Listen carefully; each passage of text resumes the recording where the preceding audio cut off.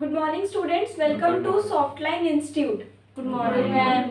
आज की क्लास में हम देखेंगे कि जब हम अपने कंप्यूटर में काम करते हैं तो कहीं ना कहीं हमें लगता है कि कंप्यूटर स्लो चल रहा है, या फिर एक जो चीज़ 1 सेकंड की थी उसमें 3 सेकंड 5 सेकंड लग रहे हैं, तो हम कहीं ना कहीं ऐसी गलतियां कर देते हैं जिससे हमारा कंप्यूटर खुद स्लो हो जाता है।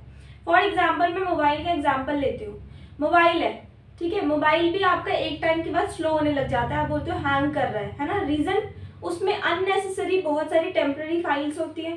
परमानेंट ऐप्स तो आप डिलीट कर देते हो कि ये नहीं चाहिए हटा दो, ये नहीं चाहिए हटा दो, फोटोज हटा दी, बट फिर भी उसमें इंटरनली कुछ ऐसी टेम्पररी फाइल स्टोर होती रहती है जिसके बारे में हमें पता भी नहीं होता। अगर आप अपना सेलफोन अपने लैपटॉप से कनेक्ट करोगे तो आपको पता चलेगा कि उसका कितना सारा डेटा है जो आपके लैपटॉप में आ जाएगा। अगर आपके सपोज आपने कोई फोटो क्लिक करी, अगर आप वो फोटो अपनी गैलरी से डिलीट कर भी देते हो ना, तो भी इस गलतफहमी में मत रहना कि वो फोटो डिलीट हो चुकी है। वो फोटो आपके फोन में ही है कहीं ना कहीं। जैसे ही आपका फोन किसी के लैपटॉप से कनेक्ट होगा, वो सारा डेटा उस लैपटॉप में आ सकता है। इवन अगर आप रिसाइकल बिन से भी रिमूव कर दोगे तो भी वो आपके फोन में ही है। कहाँ गई, कहाँ गई? फोन में ही है, ठीक है ना। ठीक है, तो चलो अभी मैं आपको इस क्लास में बताऊंगी speed up your computer in 5 easy steps, कि कौन से ऐसे स्टेप्स हैं जिनको आप फॉलो करके अपने कंप्यूटर की स्पीड मेंटेन रख सकते हो या स्पीड इंक्रीज कर सकते हो। तो number 1, free up disc space. ये क्या होता है कि अपने डिस्क स्पेस को आप फ्री कर दो। कैसे फ्री कैसे होगा? अब मैंने आपके लिए 2 ऑप्शन रखे। देखो, कई स्टूडेंट्स हैं जो विंडोज यूज करते हैं, जो सिस्टम आपके पास यहाँ पर अवेलेबल है कंप्यूटर इंस्टीट्यूट में, और कई स्टूडेंट्स के पास मैक होता है। तो वो लोग बोलते हैं मैम हमारे लिए भी बता दिया करो, क्योंकि जो चीज़ें विंडोज में चलती है ना उसका थोड़ा सा डिफरेंट यूज होता है मैकबुक में। ठीक है, तो आपने क्या करना है, स्टार्ट मेन्यू में जाना है। स्टार्ट मेन्यू मतलब जहां से आप अपने एप्लीकेशंस को ओपन करते हो। स्टार्ट मेन्यू में जाके आपको टाइप करना है डिस्क क्लीनअप। आपको एक ऑप्शन मिलेगा, select the disk cleanup and then choose the drive to clean. आपके ऊपर आपके पास एक पॉपअप ओपन होगा, यहाँ पर आपको ड्राइव चूज करनी है। सी ड्राइव है, डी ड्राइव है, ई है, एफ है, जो भी ड्राइव है। यूजुअली कौन सी होती है? सी होती है। Then click okay. Select the files you want to delete. Temporary files पर क्लिक करना, सिस्टम फाइल्स में क्लिक करना, ठीक है, एटसेट्रा, जो भी आपको फाइल्स डिलीट करनी है। Click okay and click delete files. Temporary files को कम से कम डिलीट कर ही दो, वो इंटरनली सेव हो रही है, उसका कोई यूज नहीं है। ठीक है, तो वो अननेसेसरी जो भी स्पेस ले रही थी वो हमने डिलीट कर दिया, अब वो एक्चुअली डिलीट हुई है। और अगर आप मैकबुक यूज कर रहे हो तो आप यहाँ पर जाकर इस मेथड से अपनी डिस्क को क्लीन कर सकते हो। क्लियर है? इतना समझ आ गया? नंबर 1। अभी देख लेते हैं why disk cleanup is matter. Reduce clutter. Clutter को रिड्यूस करता है, इम्प्रूव्स परफॉर्मेंस, परफॉर्मेंस को इम्प्रूव करता है। Over time your computer accumulates, accumulate का मतलब होता है इकट्ठा करना, temporary files, cache and other data that take up unnecessary space. तो मैंने वही चीज बताई आपको। ठीक है, performing a disk cleanup remove this junk files and free up valuable storage, improving both speed and performance. तो ये जो जंक फाइल है, जो यूजलेस फाइल्स है, उनको डिलीट करके आप अपनी स्पीड, कंप्यूटर की स्पीड और परफॉर्मेंस दोनों ही इंप्रूव कर सकते हो। ठीक है, step number 2, disable unnecessary startup programs. ये भी काफी इंपॉर्टेंट है। ठीक है, इसको देखो आपने कैसे करना है। विंडोज और मैक दोनों का है। मैक का मैं एक्सप्लेन नहीं करूंगी, या रिटर्न है, आप वीडियो से देख सकते हो और उसको नोट डाउन करके आप सीधा डायरेक्टली ट्राई कर सकते हो। Press control plus shift plus escape. Control shift escape button press करने से आपके पास एक टास्क मैनेजर का डायलॉग बॉक्स ओपन होगा। डायलॉग बॉक्स ओपन होने के बाद go to the startup tab, right click करके डिसेबल कर देना जो भी अननेसेसरी प्रोग्राम है जो बूट टाइम पर डाउन में शो होते हैं। तो आप उसकी हेल्प से भी अपने कंप्यूटर की स्पीड को इम्प्रूव कर सकते हो। ठीक है, सेकेंड मेथड हो गया। ट्राई करोगे ना तो समझ में आएगा। मैं आपके लिए यहाँ पर स्टेप्स रख दी है, एक एक स्टेप रखा है, कहीं कोई स्टेप मिस नहीं होगा। ट्राई करोगे तो इंटरेस्ट भी आएगा, समझ में भी आएगा, और नई चीजें हो गई है आपके लिए। आप अगर ऑफिस में जॉब करते हो, आप लोग सभी करते हो, वहां पर बताओगे किसी को तो थोड़ा सा इंप्रेशन आपका बढ़ेगा ही। ठीक है, ये क्यों जरूरी है? Faster boot time. Many programs set themselves to start automatically when you boot up your computer, which can slow down startup time. And number 2, improved system resource. By disabling unnecessary startup items, you reduce the load on your system during boot, making your computer start faster. अपने दिमाग में बहुत सारी tension लेंगे तो आप काम नहीं कर सकते अच्छे से, वो सब हटाओगे तो अच्छे से काम कर पाओगे. सेम ये एग्जांपल है, उसके साथ मैंने रिलेट कर दिया. ठीक है. Step number 3, update software and drivers. जो सॉफ्टवेयर और अपडेट्स ड्राइवर्स की जो अपडेट्स आ रखी है उसको अपडेट करो. विंडोज में कैसे होता है, सेटिंग्स में जाना है. सेटिंग्स में जाने के बाद अपडेट एंड सिक्योरिटी में जाना है.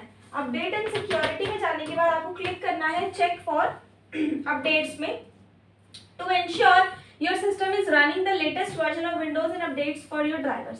ये इंश्योर करने के लिए कि जो आपका सिस्टम है वो लेटेस्ट ड्राइवर और लेटेस्ट सॉफ्टवेयर यूज कर रहा है. अपडेट्स मांगते हैं ना कई बार सिस्टम, हमारे फोन में इंस्टाग्राम अपडेट आता है, फेसबुक अपडेट आता है, तो जो भी न्यू फीचर्स होते हैं वो ऑटोमेटिकली उसमें इनबिल्ट हो जाते हैं. सेम वही चीज हमारे कंप्यूटर के लिए भी है. मैकबुक का तरीका ये रहेगा. ठीक है. अब ये क्यों जरूरी है, ये क्यों जरूरी है, कंपैटिबिलिटी के लिए जरूरी है. Outdated software can cause compatibility issues with new apps and games. जैसे आईफोन है, एग्जांपल ले लो. आईफोन है, आईफोन जो 6 था, 7 था, 8 था, 9 था, उनमें आज कुछ भी नहीं होता. उसमें आप पेटीएम यूज नहीं कर सकते, बस आप कैमरा यूज कर सकते हो. उसमें आप पेटीएम यूज नहीं कर सकते, तो वो वेस्ट है. आने वाले टाइम में आईफोन 11 भी बंद हो जाएगा, क्योंकि अगर ये चलते रहेंगे तो जिसके पास वो है तो वो नया खरीदेगा नहीं खरीदेगा, और जब वो काम ही नहीं होगा तो ऑब्वियसली फिर उसको दूसरा आईफोन लेना पड़ेगा, है ना. तो सेम वही है कि कंपैटिबिलिटी इश्यूज आ जाते हैं कई बार न्यू एप्स एंड गेम्स में अगर आप उसको आउटडेटेड सॉफ्टवेयर यूज कर रहे हो. Stability, out of date software can cause slow down, crashes और कंपैटिबिलिटी इश्यूज. जो आउटडेटेड सॉफ्टवेयर है वो स्लो डाउन करता है आपके सिस्टम को, क्रैश भी कर सकता है, फाइल कंपैटिबिलिटी इश्यूज क्रिएट करता है. Security updates often patch security vulnerabilities that can compromise your computer. Security purpose के लिए मतलब कर लेना चाहिए, अच्छी चीज है. ठीक है. Next we have uninstall unnecessary program. तो ये तो हमें पता ही है. अब बट हमें ये नहीं, देखो मोबाइल में क्या होता है, फेसबुक नहीं चाहिए, क्लिक करके रखोगे अनइंस्टॉल का ऑप्शन आ जाएगा.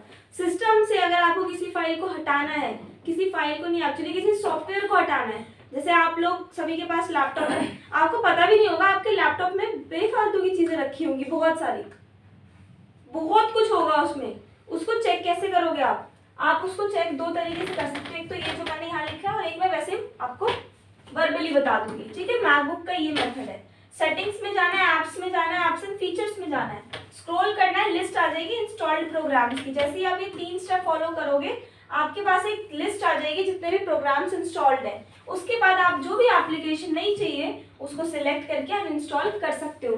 दूसरा तरीका मैं आपको बताती हूँ. आपको क्या करना है, आपको स्टार्ट मेन्यू पे क्लिक करना है, आपको जाना है कंट्रोल पैनल. कहाँ जाना है, कंट्रोल पैनल में जाके आपको एक ऑप्शन मिलता है प्रोग्राम्स एंड फीचर्स का.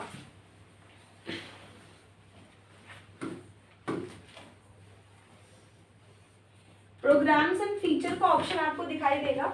इसमें आपको क्या करना है, लिस्ट होती है, इसमें पब्लिशर का नाम भी होता है कि ये सॉफ्टवेयर किसने पब्लिश किया, पब्लिश डेट भी होती है कि ये सॉफ्टवेयर इस कंप्यूटर में इंस्टॉल कब हुआ है, और टोटल सभी सॉफ्टवेयर ने आपके सिस्टम में कितना स्पेस कवर किया हुआ है. तो जो भी आपको नहीं चाहिए ना, बस क्लिक करना, ऊपर अनइंस्टॉल पर क्लिक करके अनइंस्टॉल कर देना. ठीक है. तो ये भी एक काफी अच्छी चीज है. क्यों करना है भाई, फ्री अप स्पेस को फ्री करने के लिए, परफॉर्मेंस इंप्रूव करने के लिए, और सिस्टम के रिसोर्स को ऑप्टिमाइज करने के लिए. रेगुलरली रीस्टार्ट योर कंप्यूटर, ये बोनस टिप है. हमें पता भी नहीं होता, हम लोग क्या करते हैं, लैपटॉप तो यूज करते हैं पर तरीका नहीं है. लैपटॉप यूज करने का तरीका ही नहीं आता. लैपटॉप खोला, ऑन किया, काम किया, ऐसे ही बंद कर दिया, शट डाउन ही नहीं किया, तो वो आपका लैपटॉप जहाँ 10 साल चल रहा था वहाँ 1 साल ही चलेगा.